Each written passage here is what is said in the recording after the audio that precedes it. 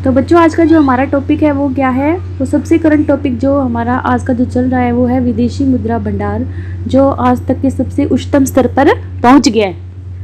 तो हम उसके बारे में आज अध्ययन करेंगे कि विदेशी मुद्रा भंडार एक्चुअल में होता क्या है। विदेशी मुद्रा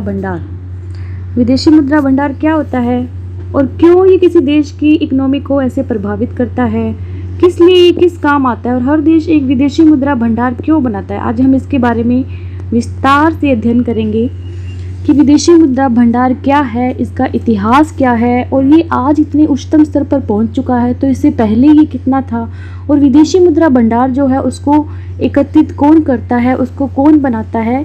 तो इसके बारे में हम आज पूरा विस्तार से अध्ययन करेंगे, तो कृपया ध्यान दीजिए।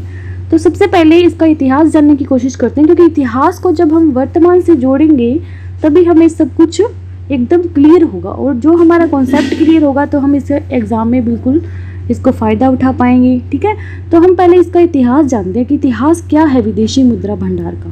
और इतिहास जानने से भी पहले हमें ये जानना चाहिए कि विदेशी मुद्रा आखिर होती क्या है। कि जैसे हमारे देश है रुपया, जिसमें हमारा देश है भारत में कौन सी मुद्रा चलती है, रुपया। और मुद्रा क्या होती है, मुद्रा एक ऐसी वस्तु है जिसके द्वारा हम कोई भी सामान बाजार से ला सकते हैं, हमारी जो दैनिक आवश्यकताएं हैं उनको पूरा कर सकते हैं, व्यवसाय करते हैं, जो इन सब चीज़ों में उपयोगी होती है उसे हम क्या कहते हैं, मुद्रा का हमें स्पष्ट हो गया। उसके बाद में हम देखते हैं विदेशी मुद्रा कोई हमारे देश की जो मुद्रा है रुपया वो तो होने से रही। हमारे देश के लिए विदेश कौन है, जैसे कि अमेरिका एक विदेश है, जैसे कि नेपाल एक विदेश है, जैसे कि जापान है वो भी एक विदेश है, चाइना, ये सब क्या है हमारे लिए विदेश है। इनकी जो मुद्रा है या इनकी जो मुद्रा, जैसे हमारे भारत में रुपया चलता है वैसे ही क्या है विदेशों की भी एक स्पेसिफिक मुद्रा है जिससे हम सभी अवगत हैं। जैसे अमेरिका में क्या चलता है, अमेरिका की मुद्रा क्या है बच्चों, डॉलर। ठीक है, इसी प्रकार जैसे कि चीन जो हमारा आज के टाइम सबसे बहुत स्ट्रॉन्ग ताकतवर दुश्मन बन चुका है, उसकी मुद्रा कौन सी है, रेनमिंबी। तो हर देश की अपनी एक मुद्रा होती है। ठीक है, इसी मुद्रा का उपयोग हम क्या करते हैं, हमें दैनिक जीवन की आवश्यकताओं की पूर्ति करने के लिए करते हैं। तो इससे पहले कि हमें अब समझ चुके हैं कि विदेशी मुद्रा क्या होती है, विदेशी मुद्रा क्या है, मुद्रा क्या है और इसका भंडारण करना किसी भी देश की अर्थव्यवस्था के लिए बहुत ही आवश्यक होता है। ठीक है, क्योंकि हम जो अपनी जितनी भी वस्तुओं का आयात करते हैं, भारत या कोई भी देश जो वस्तुओं का आयात करता है विदेशों से आयात करने के लिए हमें जो भी विदेशों को पैसा देना पड़ता है तो हम उनको किस में देते हैं, उन्हीं की मुद्रा में देते हैं। जैसे कि अमेरिका से यदि हम गेहूं का आयात करते हैं तो अमेरिका की मुद्रा के अंदर ही हम उस गेहूं की क्या देंगे, पैसे देंगे। जैसे कि अमेरिका में क्या चलता है, डॉलर, तो हम उसी को डॉलर में ही तो हम उसका व्यापार कर पाएंगे। तो अगर हमारे पास डॉलर नहीं होगा तो हम आयात कैसे कर पाएंगे। इसी कारण हर देश का एक क्या होता है, विदेशी मुद्रा भंडार होता है। तो आओ बच्चों हम इसे विदेशी मुद्रा भंडार को समझने के बाद में हम ये देखते हैं कि इसका इतिहास क्या रहा है, या हमारे भारत में प्राचीन भारत जब आज़ादी के बाद से इसकी विदेशी मुद्रा भंडार की क्या सिचुएशन रही है। तो सबसे पहले कि जब 1990 में या 1990 से जून 1991 तक हमारे देश के प्रधानमंत्री कौन थे, हमारे देश के प्रधानमंत्री थे चंद्रशेखर। कौन थे बच्चों, चंद्रशेखर। ये चंद्रशेखर जब हमारे भारत के प्रधानमंत्री थे 1990 से 1991 तक, ये सिर्फ 7 महीनों के लिए भारत के प्रधानमंत्री रहे थे। कितने महीनों के लिए, केवल 7 मंथ के लिए ये हमारे देश के प्रधानमंत्री रहे थे। और उस समय हमारे भारत की राजनीतिक और आर्थिक स्थिरता बिल्कुल भी, आर्थिक रूप से भारत जो था अस्थिरता थी, राजनीतिक अस्थिरता भी थी और आर्थिक अस्थिरता भी थी। आर्थिक स्थिरता के काल में हमारे भारत का जो विदेशी मुद्रा भंडार था, यानी कि उस समय हमारे पास कितनी मुद्राएं थी, 1.1 अरब डॉलर। ठीक है, कितनी थी बच्चों, 1.1 अरब डॉलर। और ये जो 1.1 अरब डॉलर है, इससे हम केवल एक हफ्ते का ही आयात कर सकते थे। एक हफ्ते का ही क्या कर सकते थे, आयात कर सकते थे। तो इस समस्या से समाधान के लिए हमारे भारत की केंद्रीय बैंक, हमारे भारत की केंद्रीय बैंक कौन सी है बच्चों, RBI, reserve bank of India. ठीक है, रिजर्व बैंक ऑफ इंडिया ने उस टाइम क्या डिसीजन लिया कि हम 47 टन सोना जो है वो गिरवी रख देते हैं। क्या कर देते हैं बच्चों, 47 टन सोना जो है वो गिरवी रख देते हैं। इस गिरवी रखने से हमें क्या फ़ायदा होगा, आप पूछोगे कि सोना हमने गिरवी रखा तो इस गिरवी रखने से हमें क्या फ़ायदा होगा। इस गिरवी रखने से हमें विदेशी मुद्रा मिलेगी और उस विदेशी मुद्रा से हम क्या कर सकते हैं बच्चों, हमारा आयात कर सकते हैं। ठीक है, तो इस प्रकार उस टाइम हमारे भारत में ये सिचुएशन थी कि हमारे पास इतना भी विदेशी मुद्रा भंडार नहीं था कि हम एक हफ्ते से ज़्यादा हमारा आयात कर सकें।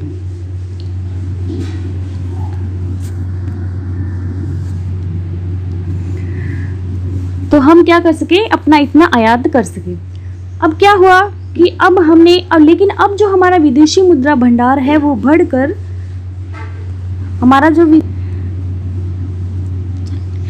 आज जो हमारा विदेशी मुद्रा भंडार है जो कभी 1991 में कितना था, 1.1 अरब डॉलर, वो आज बढ़कर कितना हो गया है बच्चों, 493.18 बिलियन डॉलर।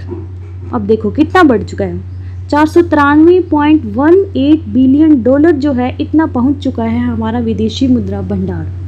विदेशी मुद्रा भंडार का उपयोग क्या है, विदेशी मुद्रा भंडार के बारे में इतना जानने से पहले हमें ये भी जानना जरूरी है कि विदेशी मुद्रा भंडार जो है वो क्या उपयोग किया जाता है, कोई भी देश उसका क्या उपयोग करता है। विदेशी मुद्रा भंडार जो है, इस विदेशी मुद्रा भंडार के द्वारा कोई भी देश अपना आयात करता है। यदि हमारे पास यानी कि भारत के पास यदि विदेशी मुद्रा भंडार नहीं है तो उसका आयात जो है वो बहुत अधिक प्रभावित होता है। इसलिए किसी भी देश को आयात करने के लिए, किसी भी देश से हमें आयात करने के लिए विदेशी मुद्रा की ज़रूरत होती है और उसको विदेशी मुद्रा भंडार जो है वो हमारी अर्थव्यवस्था में बहुत अधिक महत्वपूर्ण रोल प्ले करता है। इस विदेशी मुद्रा भंडार को हम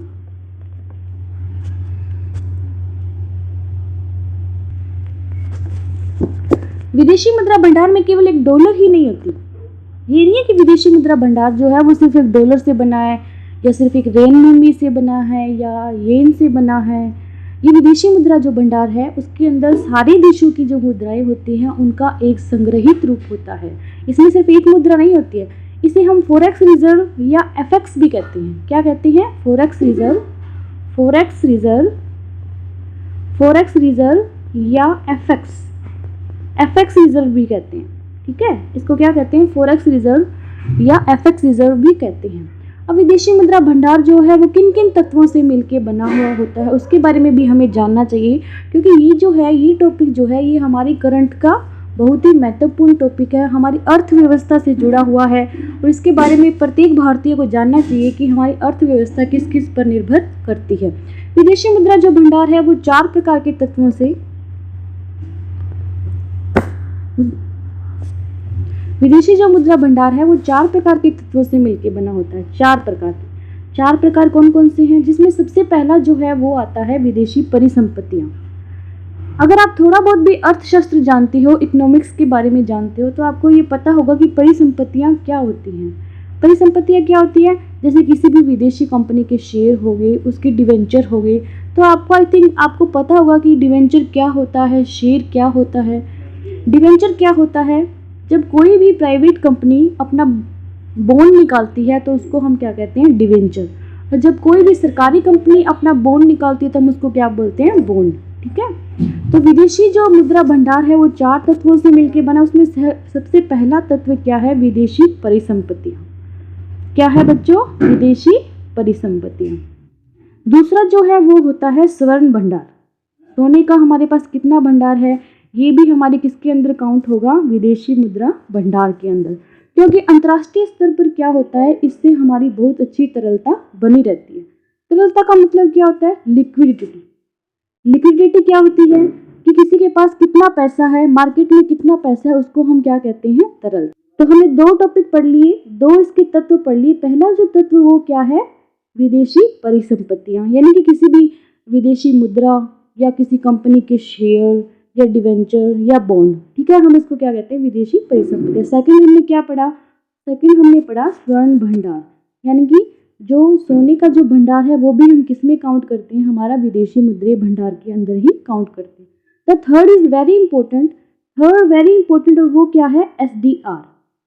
SDR के बारे में यदि आपने IMF पढ़ा है या वर्ल्ड बैंक पढ़ा है तो आप SDR के बारे में बहुत अच्छे तरीके से जानते होंगे। SDR क्या होता है, SDR की फुल फॉर्म होती है स्पेशल ड्राइंग राइट्स। क्या होता है बच्चों, स्पेशल ड्राइंग राइट्स। क्या होता है, special drawing rights. Special drawing rights जो है वो IMF, स्पेशल ड्राइंग्स जो राइट्स है वो क्या हुआ था, वो IMF के द्वारा 1969 में सबसे पहले अपने सदस्य देशों के लिए आरक्षित किया गया था। ठीक है, इसका भी एक इतिहास है कि SDR कैसे हुआ था। SDR जो है वो क्या होता है, वो IMF के द्वारा सबसे पहले 1969 में सदस्य देशों के लिए आरक्षित किया गया था। एक SDR की कीमत कितनी रखी थी, सबसे पहले 0.88 ग्राम गोल्ड। ठीक है, 0.88 ग्राम जो गोल्ड है वो किसके बराबर है, 1 SDR। SDR means special drawing rights. Okay, special drawing rights. लेकिन बाद में क्या हुआ, बाद में IMF ने इसको चेंज कर दिया। चेंज क्या किया, इसने 1 SDR की कीमत रखी एक बास्केट। एक बास्केट क्या होती है, एक IMF की, अगर आपने IMF पढ़ा है तो आप जानते होंगे कि SDR जो है उसके अंदर 5 देशों की मुद्राएं शामिल है। कौन कौन से देशों की मुद्राएं शामिल है, 5 देशों की। तो SDR के अंदर 5 देशों की मुद्राएं हैं। तो 5 देश कौन कौन से हैं, सबसे पहले है अमेरिका का डॉलर। क्या है, इसको हम याद करेंगे, ये पेपर में बहुत इंपॉर्टेंट पूछा जाता है, प्रतियोगी परीक्षाओं का मुख्य प्रश्न रहता है यदि उस पेपर में इकोनॉमिक्स है। तो सबसे पहले आता है अमेरिका का dollar.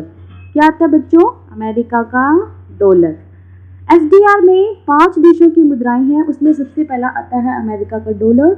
The second is Europe का यूरो। क्या आता है, यूरोप का यूरो। द थर्ड इज चीन की मुद्रा। चीन की मुद्रा कौन सी है, आप सभी उससे अवगत होगी। चीन तो आजकल वैसे भी हाईलाइट हुआ पड़ा है, रेनमिनबी। ठीक है, चीन की मुद्रा और जापान की येन। फोर्थ जापान की येन और ब्रिटेन का क्या होता है, पाउंड। तो ये 5 मुद्राएं जो है वो SDR की बास्केट में शामिल है। ठीक है,